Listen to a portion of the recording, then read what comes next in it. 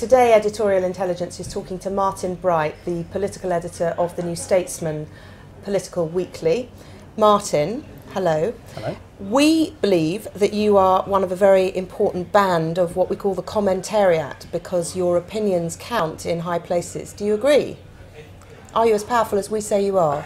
I think we, strangely, the people that you describe as the commentariat, political commentators, columnists, and also people who write leaders in newspapers, have more of an importance than perhaps we should have.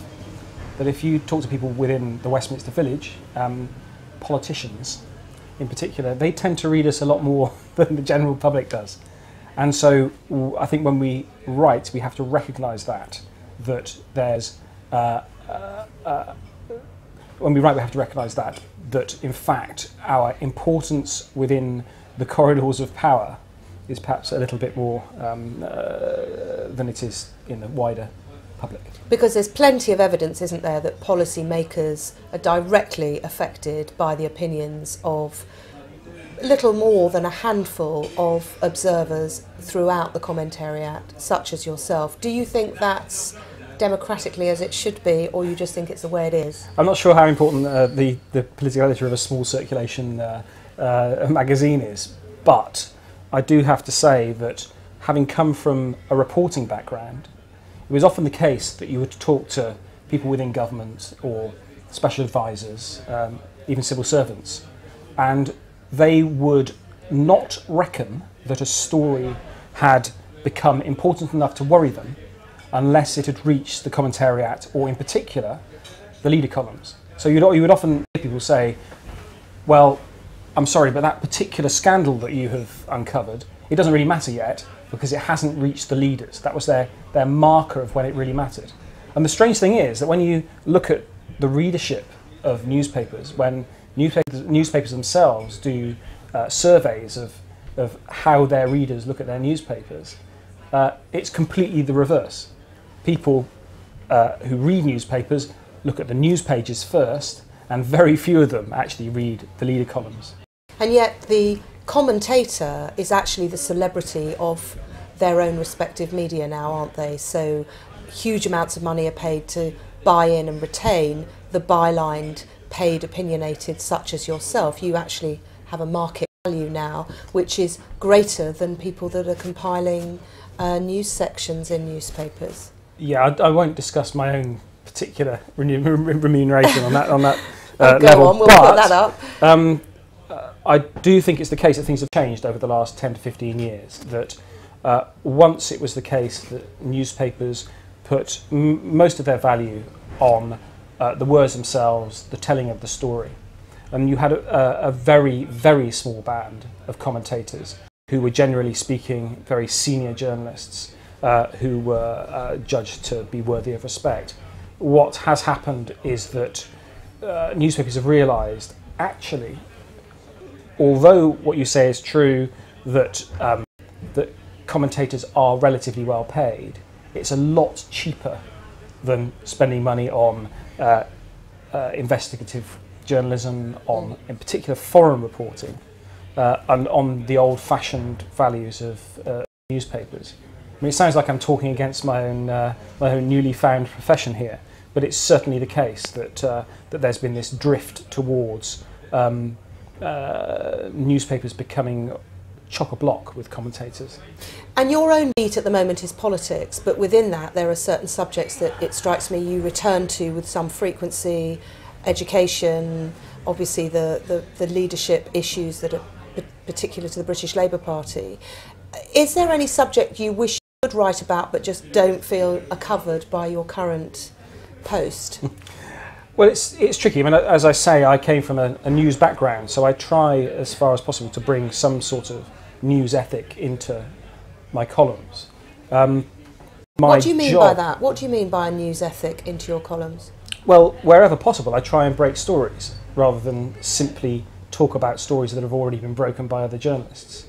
So, whereas much of the time my job is to report on what is happening within the world of politics, I do like to think that from time to time at least I continue my old role as a dirt digging, grubby journalist that's prepared to spill the beans. And I think one of the difficulties that I certainly encountered as someone who's relatively new to this is keeping on board the sources that you need to talk to, senior politicians, senior advisors, while they know that given half a chance you would dish the dirt on them. Mm-hmm. And of course you've broken a lot of those stories on the blog, and in a way a question I have for you is, what's the difference now between the role of your blog, and you're a trusted media commentator from a trusted source, and a blog written by somebody anonymous that may or may not be making it up? I think we're still finding our way with that. I thought it was important to use exactly that, my authority as a journalist, as a blogger, to enter this very charged, extremely sensitive area.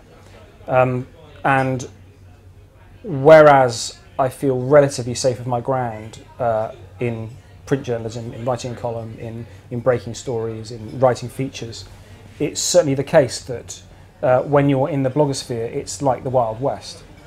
You are there necessarily up against and commenting on and often doing battle with people who have none of the kind of journalistic background that you have and are prepared to kind of throw mud around at will.